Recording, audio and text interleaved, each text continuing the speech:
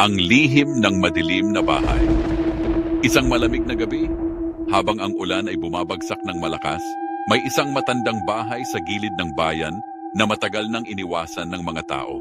Walang nakakaalam kung sino ang nakatira roon o kung may nakatira ba talaga. Pero may isang batang lalaki, si Carlo, na hindi makapaghintay na tuklasin ito. Laking kabiguan niya nang walang may gustong sumama sa kanya. Sigurado akong may mga misteryo roon, wika ni Carlo sa sarili, habang tinatapik ang matigas na pinto ng bahay.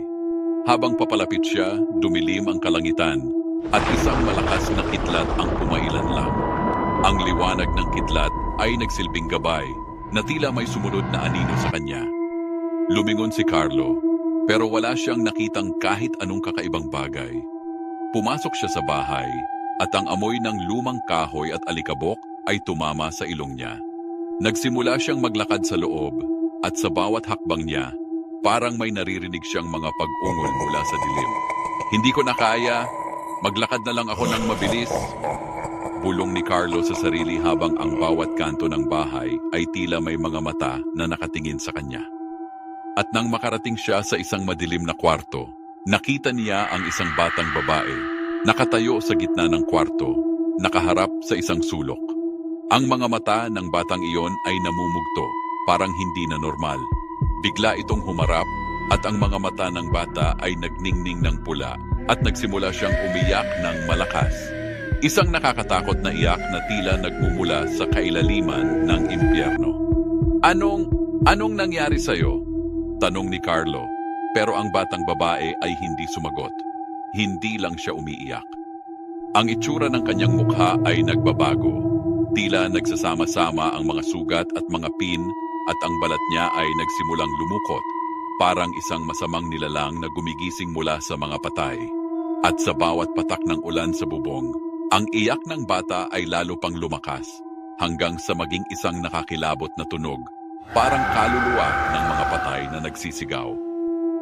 Dumating ang isang malakas na kidlat, at sa sandaling iyon, ang mga dingding ng bahay ay parang gumalaw, parang buhay.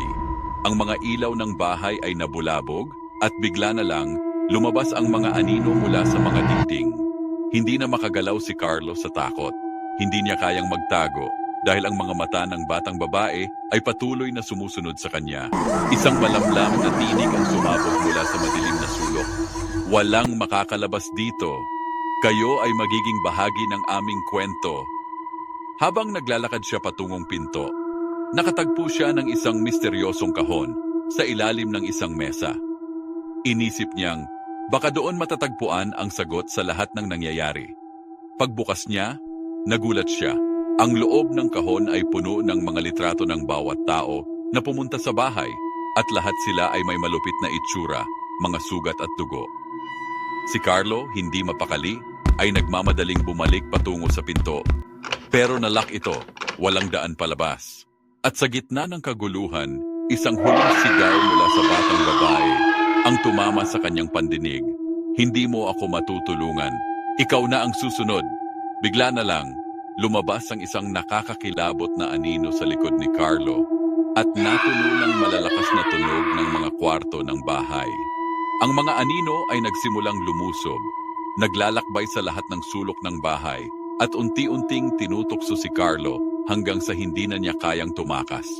Sa huling sandali, bago tuluyang mawalan ng malay, ang kanyang mga mata ay bumaling sa isang lihim na kwarto na naglalaman ng isang pangalan, Chismosang Patatas. At iyon, ang batang babae ay muling ngumiti at ang lahat ng kaluluwa ng mga nawawalang tao sa bahay ay nagtaglay ng isang lihim, isang sadyang pagtawag kay Chismosang Patatas na siya palang may kapangyarihang magbukas ng pinto ng kaluluwa. Huwag maging huli, huwag palampasin ang pagkakataon na makasama si Chismosang Patatas sa kanyang mga live stream. I-like ang video, heart react kung natatakot ka, at huwag kalimutan i-share sa mga kaibigan mo. At sundan ang page ng Chismosang Patatas dahil naglalaro siya ng mga nakakakilabot na laro at baka ikaw na ang susunod na tawaging maglaro. Huwag palampasin, baka mamaya ikaw na ang susunod sa kwento.